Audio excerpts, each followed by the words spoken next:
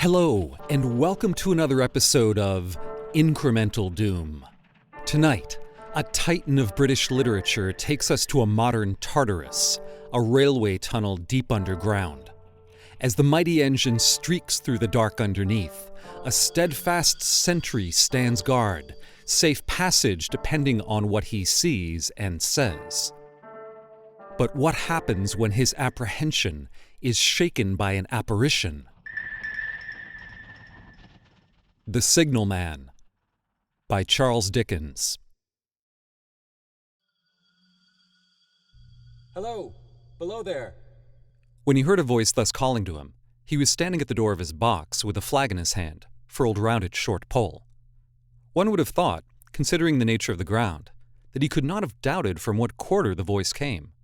But instead of looking up to where I stood on top of the steep cutting nearly over his head, he turned himself about and looked down the line. There was something remarkable in his manner of doing so, though I could not have said, for my life, what. But I know it was remarkable enough to attract my notice, even though his figure was foreshortened and shadowed, down in the deep trench, and mine was high above him, so steeped in the glow of an angry sunset that I had shaded my eyes with my hand before I saw him at all. Hello, below. From looking down the line, he turned himself about again, and, raising his eyes, saw my high figure above him. Is there any path by which I can come down and speak to you? He looked up at me without replying, and I looked down at him without pressing him too soon with the repetition of my idle question. Just then, there came a vague vibration in the earth and air, quickly changing into a violent pulsation and an oncoming rush that caused me to start back, as though it had force to draw me down. When such vapor as rose to my height from this rapid train had passed me and was skimming away over the landscape, I looked down again and saw him refurling the flag that he had shown when the train went by. I repeated my inquiry. After a pause, during which he seemed to regard me with fixed attention, he motioned with his rolled-up flag toward a point on my level, some 200 or 300 yards distant. I called down to him, All right.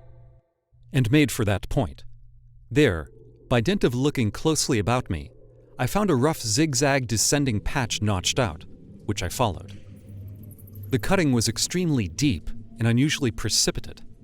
It was made through a clammy stone that became oozier and wetter as I went down. For these reasons, I found the way long enough to give me time to recall a singular air of reluctance or compulsion with which he had pointed out the path. When I came down low enough upon the zigzag descent to see him again, I saw that he was standing between the rails on the way by which the train had lately passed, in an attitude as if he were waiting for me to appear. He had his left hand at his chin, and that left elbow rested on his right hand crossed over his breast. His attitude was one of such expectation and watchfulness that I stopped a moment, wondering at it. I resumed my downward way, and, stepping out upon the level of the railroad and drawing nearer to him, saw that he was a dark, sallow man, with a dark beard and rather heavy eyebrows. His post was in as solitary and dismal a place as ever I saw. On either side, a dripping wet wall of jagged stone, excluding all view but a strip of sky. The perspective one way, only a crooked prolongation of this great dungeon. The shorter perspective in the other direction, terminating in a gloomy red light, and the gloomier entrance to a black tunnel, in whose massive architecture there was a barbarous, depressing, and forbidding air. So little sunlight ever found its way to this spot that it had an earthly, deadly smell, and so much cold wind rushed through it that it struck chill to me, as if I had left the natural world. Before he stirred, I was near enough to have touched him. Not even then removing his eyes from mine, he stepped back one step and lifted his hand. "This was a lonesome place to occupy," I said, and it had riveted my attention when I looked down from up yonder. A visitor was a rarity, I should suppose. Not an unwelcome rarity, I hoped. In me, he merely saw a man who had been shut up within narrow limits all his life, and who, being at last set free, had a newly awakened interest in these great works. To such purpose I spoke to him, but I am far from sure of the terms I used, For, besides that I am not happy in opening any conversation, there was something in the man that daunted me. He directed a most curious look toward the red light near the tunnel's mouth, and looked all about it, as if something were missing from it, and then looked at me. That light was part of his charge, was it not? He answered in a low voice. Don't you know it is? The monstrous thought came into my mind as I perused the fixed eyes and the saturnine face, that this was a spirit, not a man. I have speculated since whether there may have been infection in his mind.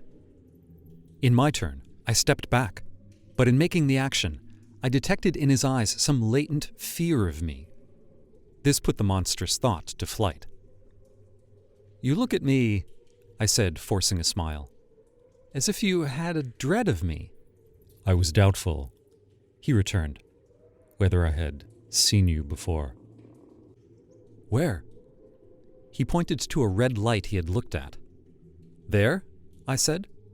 Intently watchful of me, he replied, but without sound. Yes. My good fellow, what should I do there? However, be that as it may, I was never there, you may swear.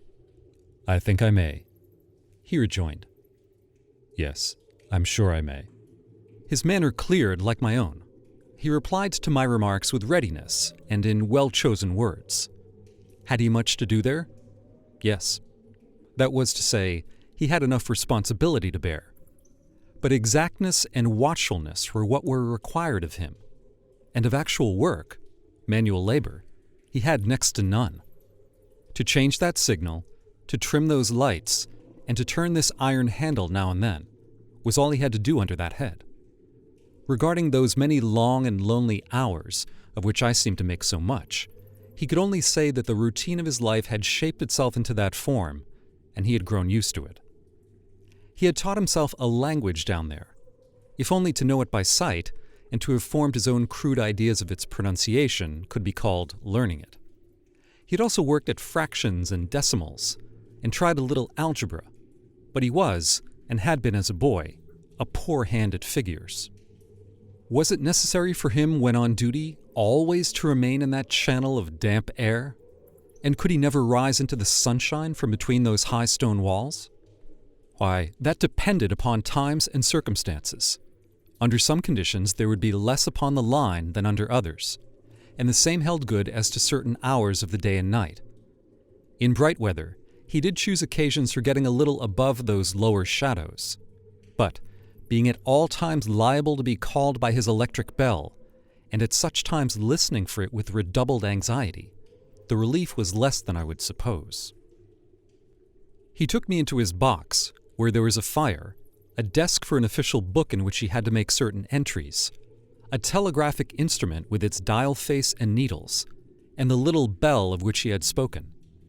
On my trusting that he would excuse the remark that he had been well educated, and, I hoped I might say without offense, perhaps educated above that station, he observed that instances of slight incongruity in such wise would rarely be found wanting among large bodies of men, that he had heard it was so in workhouses, in the police force, even in that last desperate resource, the army, and that he knew it was so, more or less, in any great railway staff.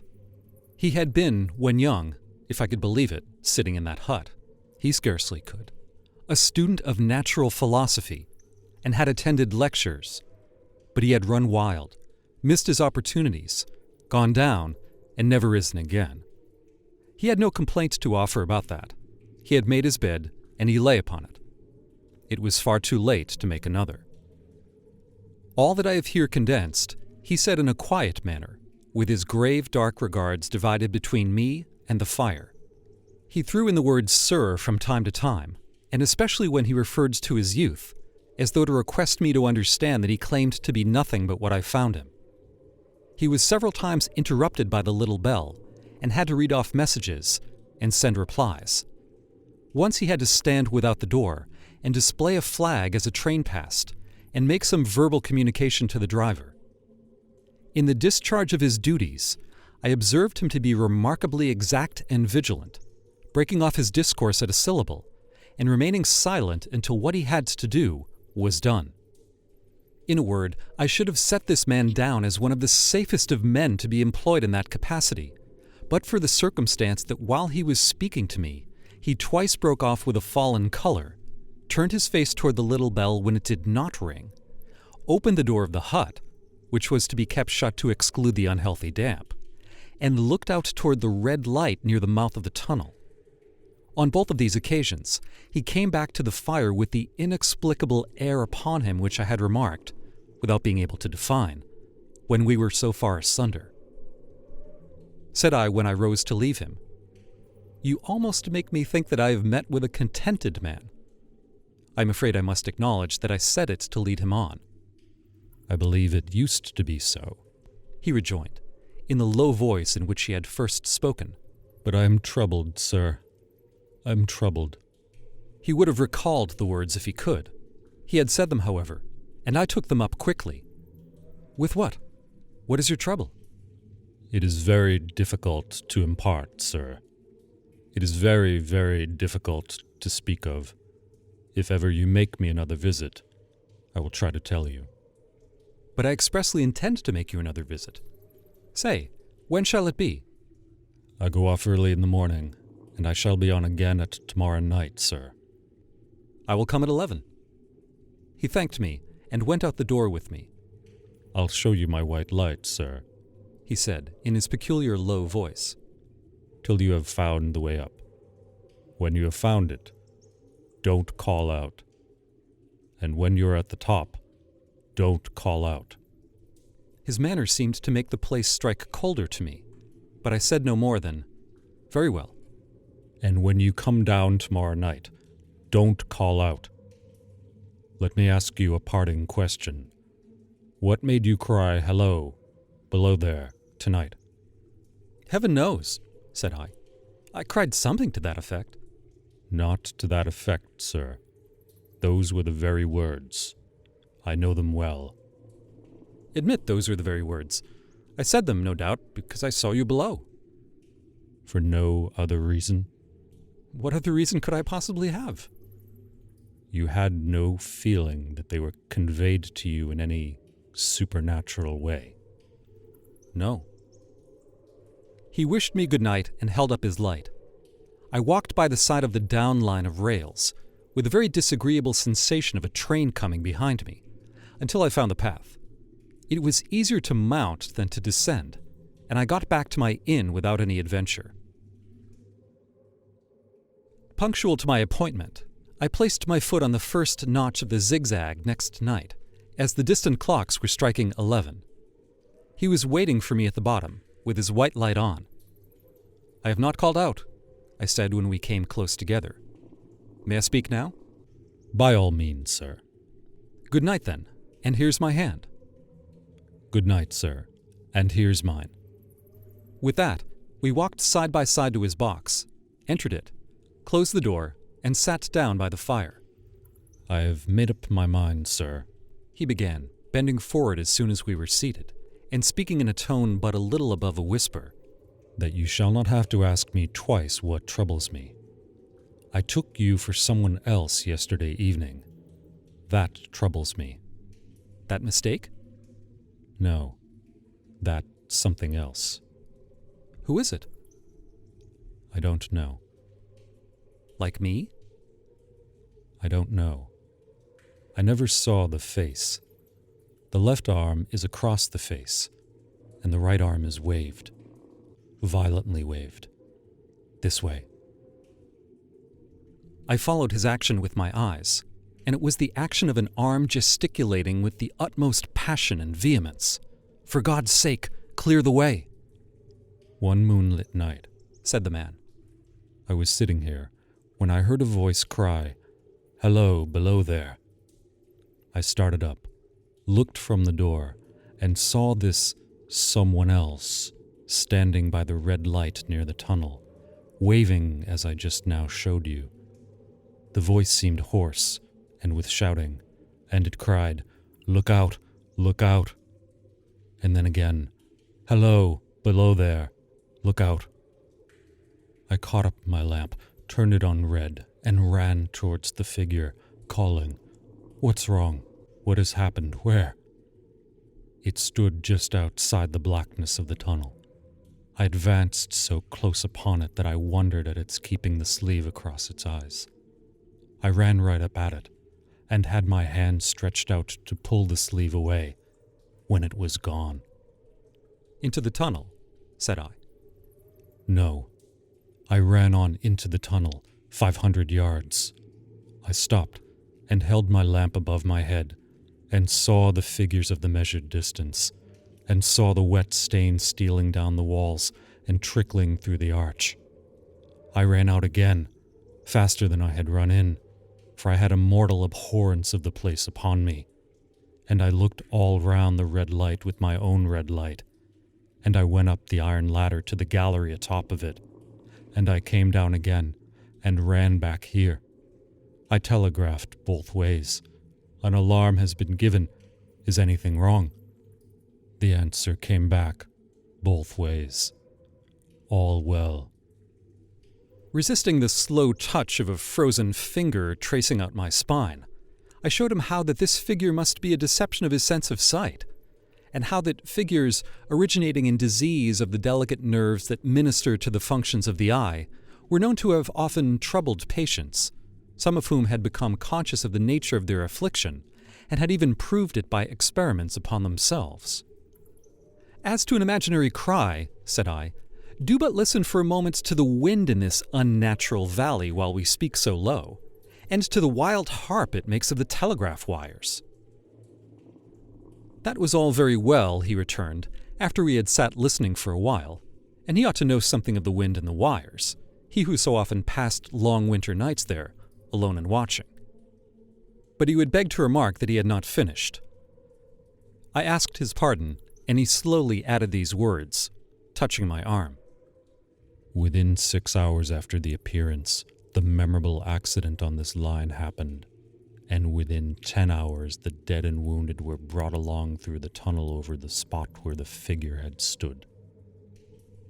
A disagreeable shudder crept over me, but I did my best against it.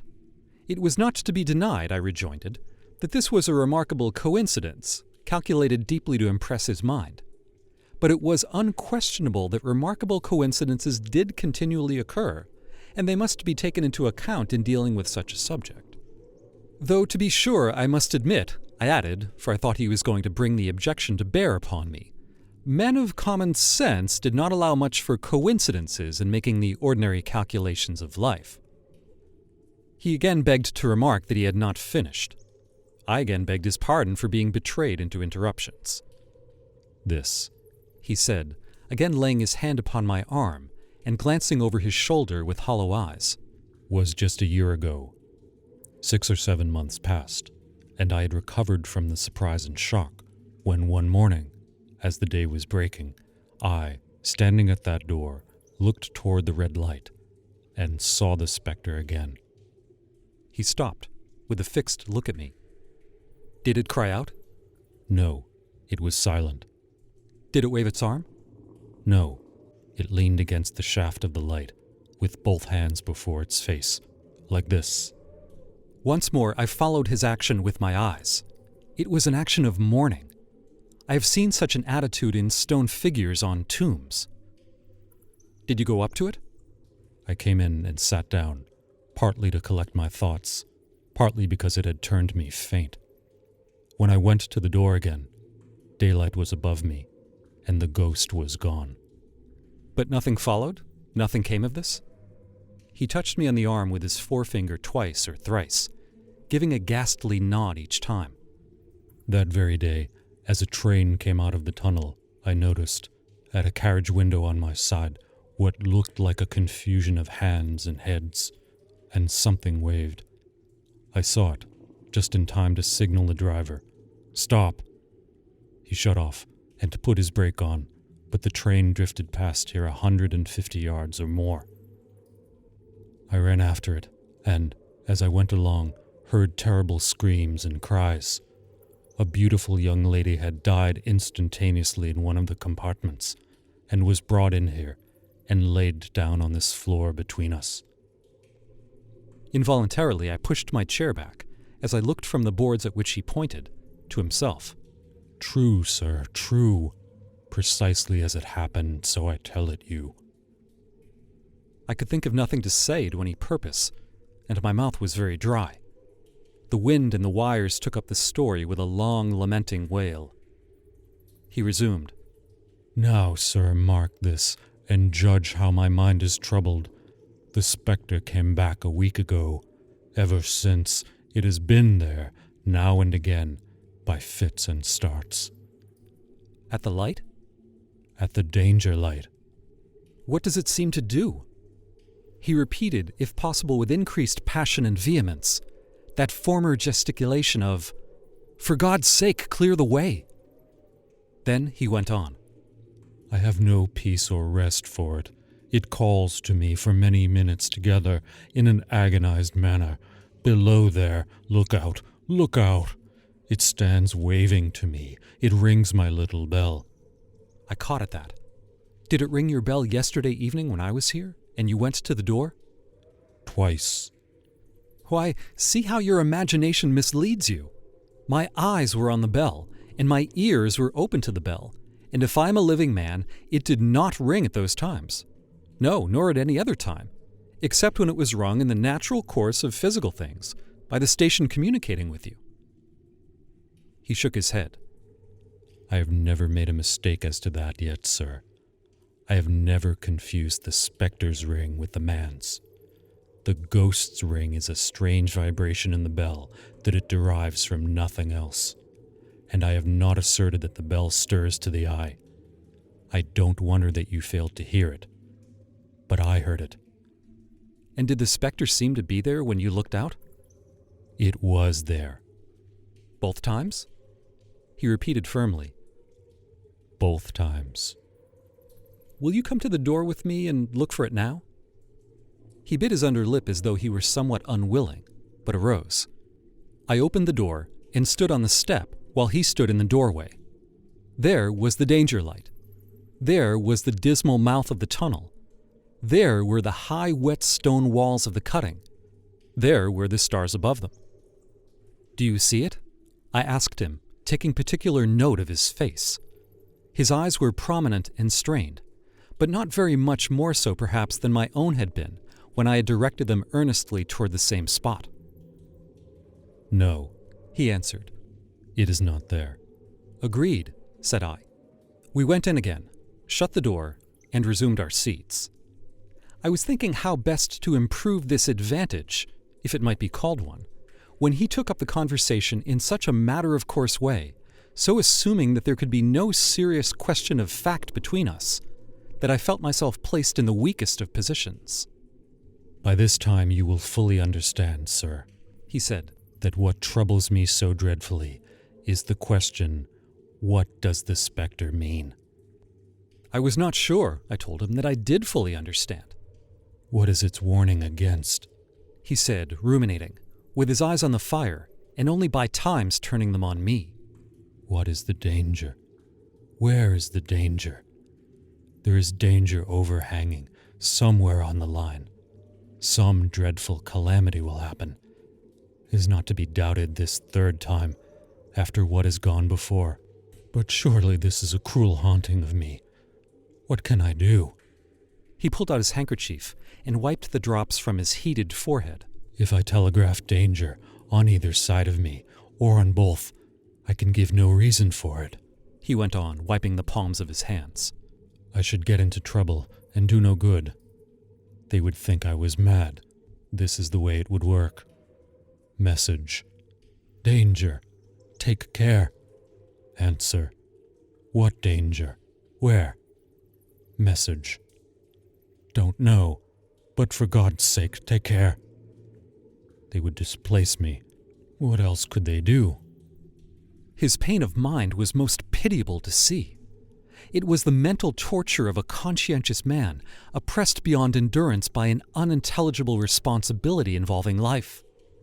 When it first stood under the danger light, he went on, putting his dark hair back from his head and drawing his hands outward and across his temples in an extremity of feverish distress. Why not tell me where the accident was to happen, if it must happen? Why not tell me how it could be averted? if it could have been averted. When, on its second coming, it hid its face, why not tell me instead, she is going to die. Let them keep her at home. If it came, on those 2 occasions, only to show me that its warnings were true, and so to prepare me for the third, why not warn me plainly now? And I, Lord help me, a mere poor signalman on this solitary station, why not go to somebody with credit to be believed, and power to act? When I saw him in this state, I saw that for the poor man's sake, as well as for the public safety, what I had to do for the time was to compose his mind. Therefore, setting aside all question of reality or unreality between us, I represented to him that whoever thoroughly discharged his duty must do well, and that at least it was his comfort that he understood his duty, though he did not understand these confounding appearances. In this effort I succeeded far better than in the attempt to reason him out of his conviction. He became calm. The occupations incidental to his post as the night advanced began to make larger demands on his attention, and I left him at 2 a.m. I had offered to stay through the night, but he would not hear of it. That I more than once looked back at the red light as I ascended the pathway, that I did not like the red light, and that I should have slept but poorly if my bed had been under it, I see no reason to conceal. Nor did I like the 2 sequences of the accident and the dead girl. I see no reason to conceal that either. But what ran most in my thoughts was the consideration, how ought I to act, having become the recipient of this disclosure? I had proved the man to be intelligent, vigilant, painstaking, and exact. But how long might he remain so in his state of mind? Though in a subordinate position, still he held a most important trust. And would I, for instance, like to stake my own life on the chances of his continuing to execute it with precision? Unable to overcome a feeling that there would be something treacherous in my communicating what he had told me to his superiors in the company, without first being plain with himself and proposing a middle course to him, I ultimately resolved to offer to accompany him, otherwise keeping his secret for the present, to the wisest medical practitioner we could hear of in those parts, and to take his opinion. A change in his time of duty would come round next night, he had apprised me, and he would be off an hour or 2 after sunrise, and on again soon after sunset. I had appointed to return accordingly. Next evening was a lovely evening, and I walked out early to enjoy it. The sun was not yet quite down when I traversed the field path near the top of the deep cutting. I would extend my walk for an hour, I said to myself, half an hour on and half an hour back, and then it would be time to go to my signalman's box. Before pursuing my stroll, I stepped to the brink and mechanically looked down from the point from which I had first seen him. I cannot describe the thrill that seized upon me when, close at the mouth of the tunnel, I saw the appearance of a man, with his left sleeve across his eyes, passionately waving his right arm. The nameless horror that oppressed me passed in a moment. For in a moment I saw that this appearance of a man was a man indeed, and that there was a little group of other men standing at a short distance, to whom he seemed to be rehearsing the gesture he made. The danger light was not yet lighted. Against its shaft, a little low hut, entirely new to me, had been made of some wooden supports and tarpaulin. It looked no bigger than a bed. With an irresistible sense that something was wrong, with a flashing, self-reproachful fear that fatal mischief had come of my leaving the man there and causing no one to be sent to overlook or correct what he did, I descended the notched path with all the speed I could make. "What's the matter?" I asked the men. "Signalman killed this morning, sir." "Not the man belonging to that box?" "Yes, sir." "Not the man I know?" "You will recognize him, sir, if you knew him," said the man who spoke for the others, solemnly uncovering his own head and raising an end of the tarpaulin. "For his face is quite composed." "Oh, how did this happen? How did this happen?" I asked, turning from one another as the hut closed in again. "He was cut down by an engine, sir.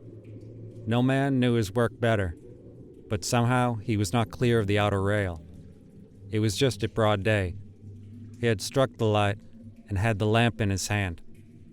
As the engine came out of the tunnel, His back was towards her, and she cut him down. That man drove her, and was showing how it happened. Show the gentleman, Tom. The man, who wore a rough dark dress, stepped back to his former place at the mouth of the tunnel. Coming round the curve of the tunnel, he said. I saw him at the end, like as if I saw him down a perspective glass. There was no time to check speed, and I knew him to be very careful. As he didn't seem to take heed of the whistle, I shut it off when we were running down upon him, and called to him as loud as I could call. What did you say? I said, "Below there, look out! Look out! For God's sake, clear the way!" I started. It was a dreadful time, sir. I never left off calling to him. I put this arm before my eyes, not to see, and I waved this arm to the last, but it was no use.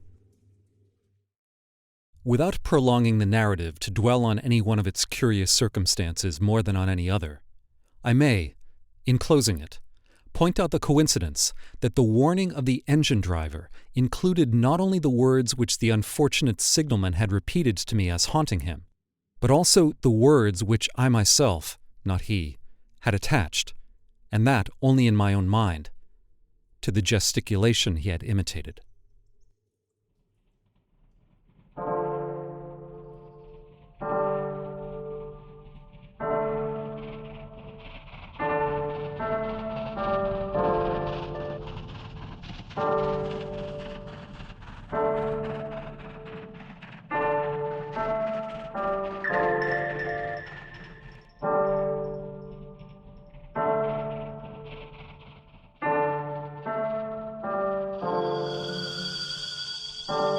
For more tales of literary horror to unsettle you, click the subscribe button below.